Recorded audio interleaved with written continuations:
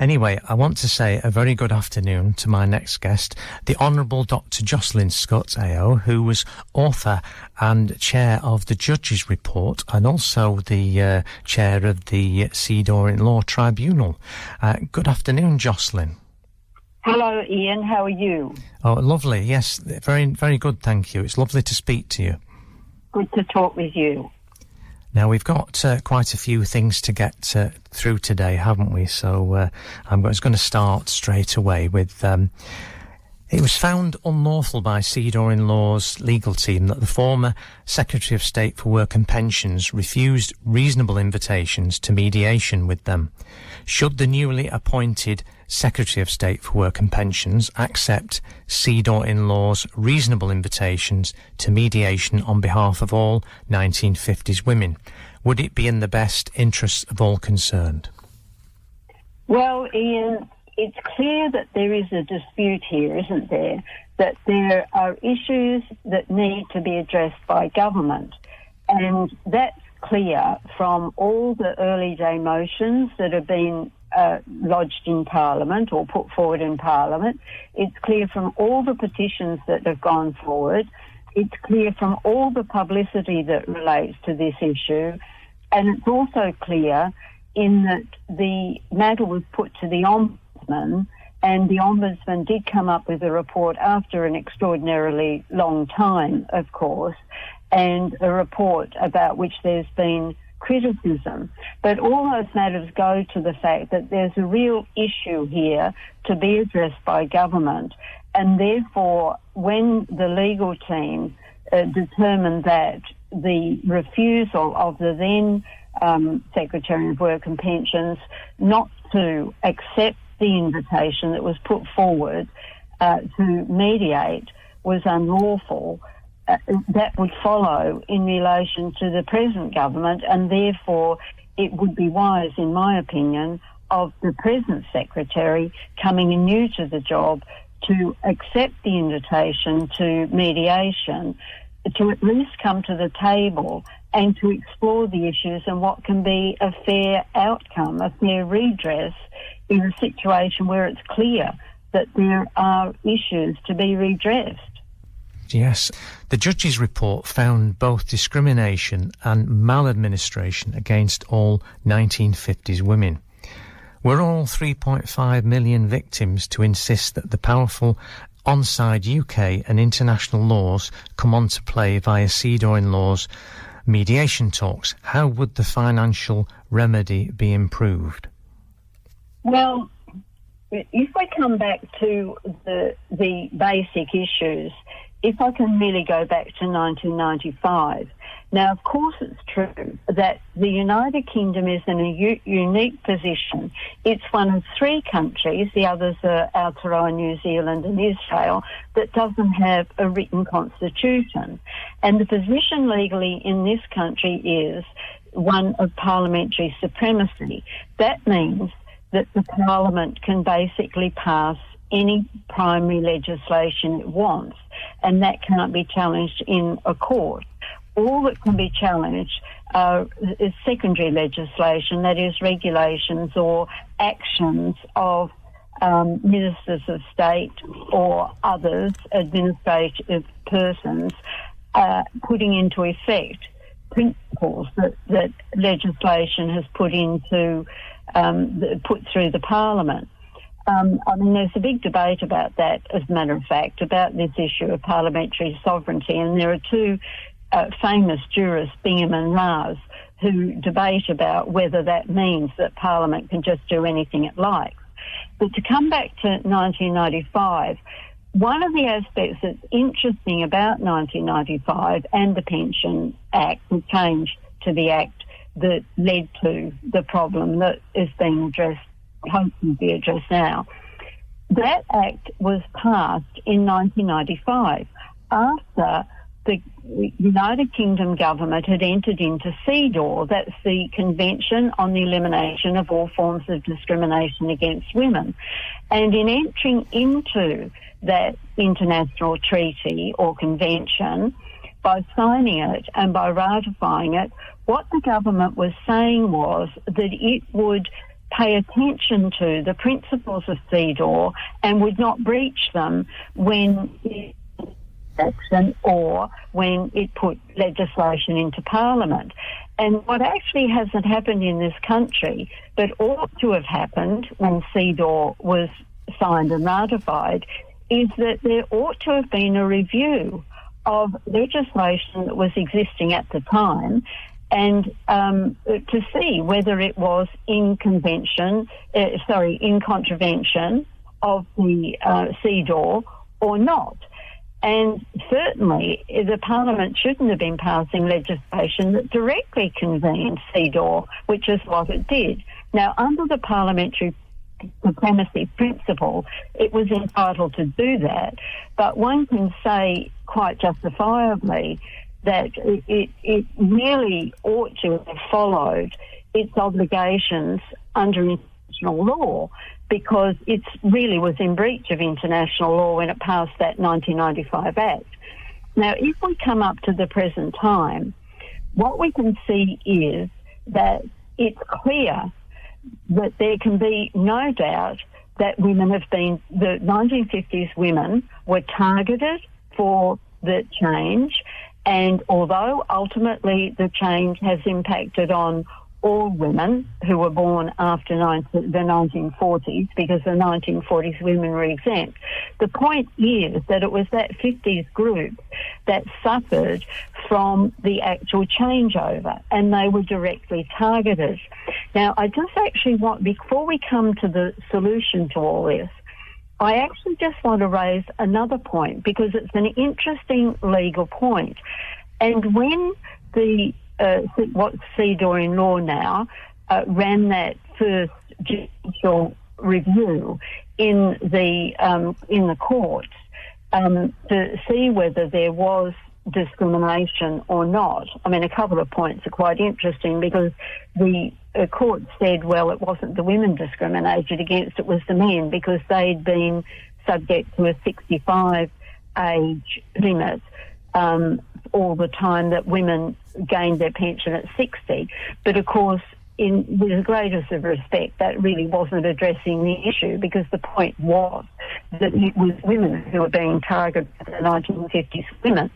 But when the matter went to the Supreme Court, it went to the High Court, then it went to the Court of Appeal, then it went to the Supreme Court. When it went to the High Court, the 50s women were found against on all the points that they raised.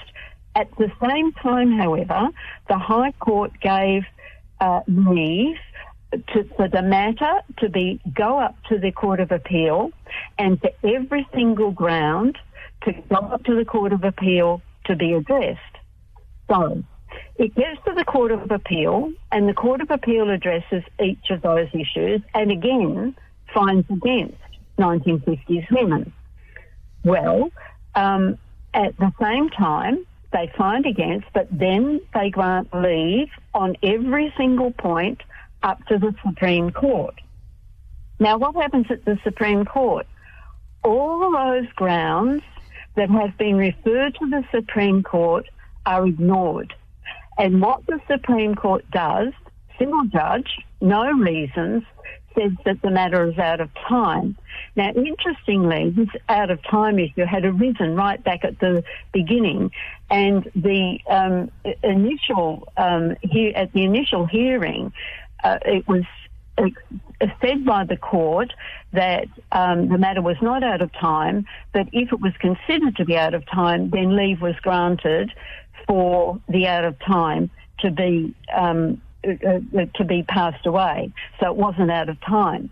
But the Supreme Court says it was, without any reasons. But I'm coming now to the point that really is interesting about this, because get this, the High Court has referred all the grounds to the Court of Appeal. The Court of Appeal has referred all the grounds to the Supreme Court, and the Supreme Court addresses none of them, says this matter's out of time. Now, some people are trying to say that that means that the decision of the Court of Appeal is the one that has to be referred to, and because that found against all the 1950s women, then what they're trying to assert is that the 1950s women have none of those grounds can have any validity whatsoever. But you see, it's an interesting legal question, because in my opinion, there is a real issue here, which is those grounds were never ever addressed by the Supreme Court. As I've said, it knocked it out on time, and therefore I don't think it really can be said, as people are now trying to assert, that the Court of Appeal decision is the one that we have to pay attention to, because it's not. Because the Supreme Court decision, that's the Superior Court, and that's the decision that we have to pay attention to. And that decision addresses none of the grounds that were referred to the Supreme Court, and all it says is it's out of time. And therefore, I think those people who are trying to assert that the Court of Appeal decision is the one that we have to pay attention to, with the greatest risk, I don't agree with them. Anyway, to come back to this point about the remedy, what the Ombudsman has addressed is simply maladministration.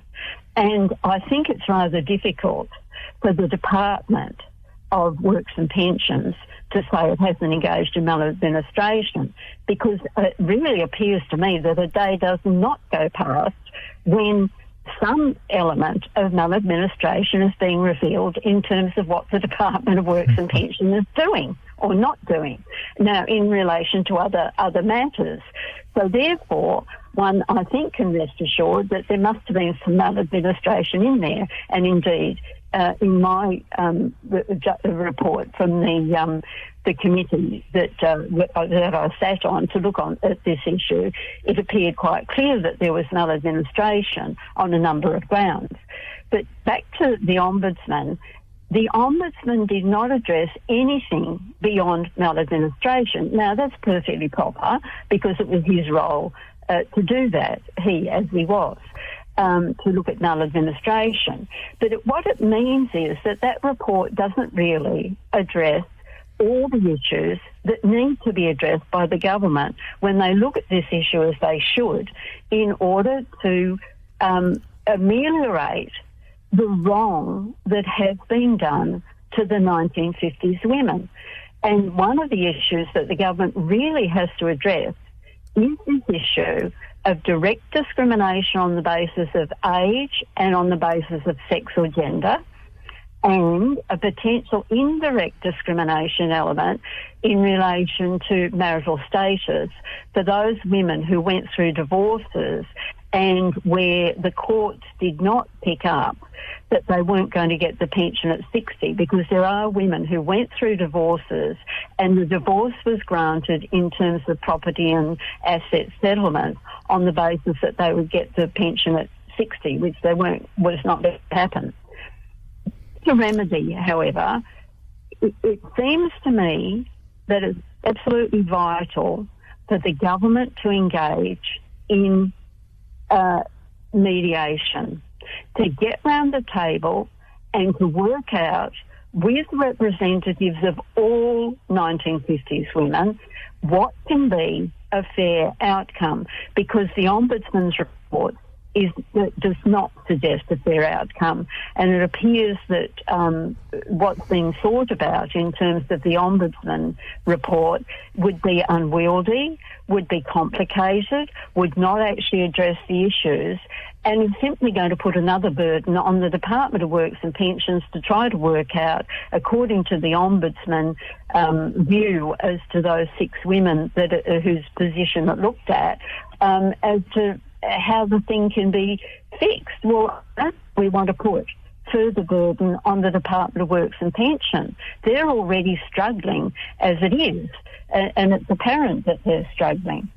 So come and sit round the table, work out what is a proper outcome.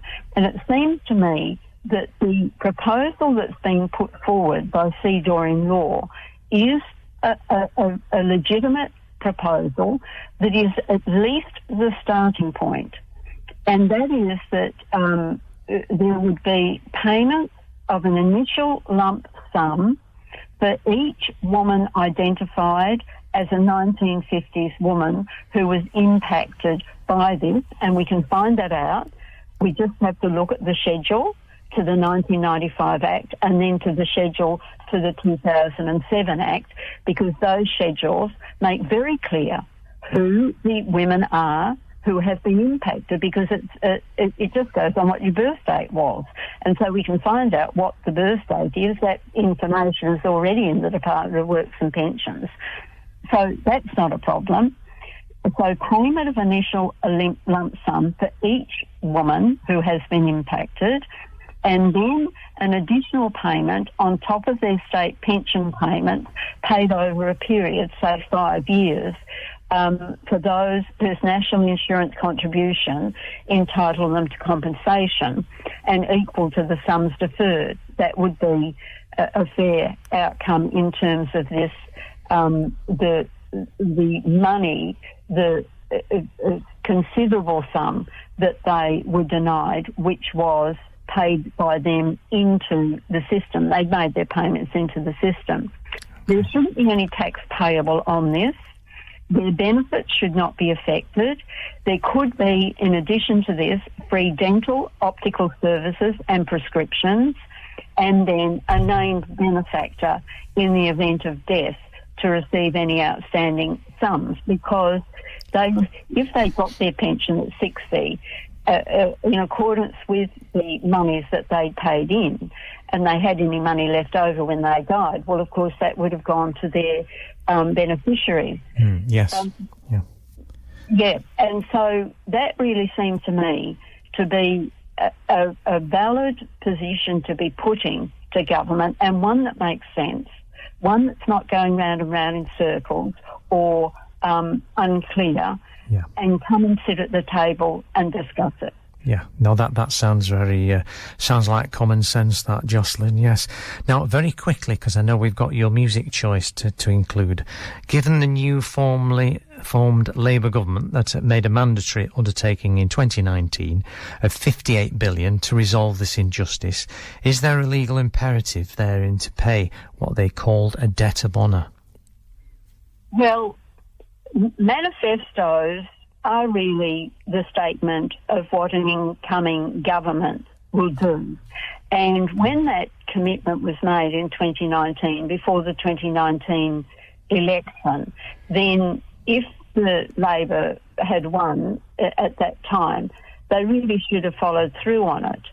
And it does sit there as an undertaking that they've made. Now, there's no way that it can be legally enforced, but there is a moral imperative, and it seems to me that, number one, if they were putting forward a pledge of $59 billion, they didn't do that just out of the air. They put that sum forward on the basis of a calculation that had been made, that was a fair sum to put forward, and that the government, if they'd come into government, could actually bring forward that sum. And whenever governments come in, they always say there's no money in the kitty, and we all know that the National Health Service has been run down, this has been run down, that has been run down.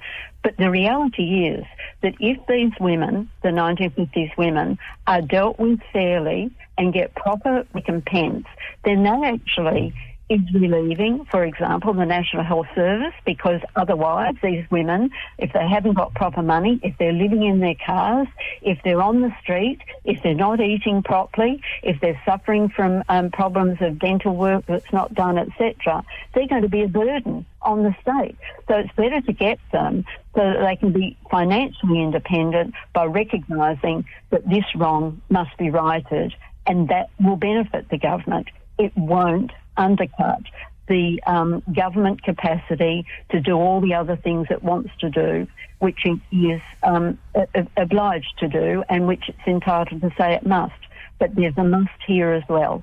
There is a must for the 1950s women, a must that this must be redressed, and it has to be grappled with by the new Labor government. Thank you, Jocelynne, and thank you for all you're doing for 1950s women as well. And you have chosen a record. Now, I'm going to spoil you here because I've got 3 versions. So if I say which I've got Diana Ross's version, I've also got The Temptations, or I've got Marvin Gaye and Tammy Terrell. Oh, gosh. I'll have to go... Oh, why don't I go... I'll have to go for Diana Ross. I mean, I like all of them. I think they're all wonderful, but let's have Diana Ross. Yes, she is a woman, isn't she? And I think that's the main thing. So can you tell us why you like this record quickly?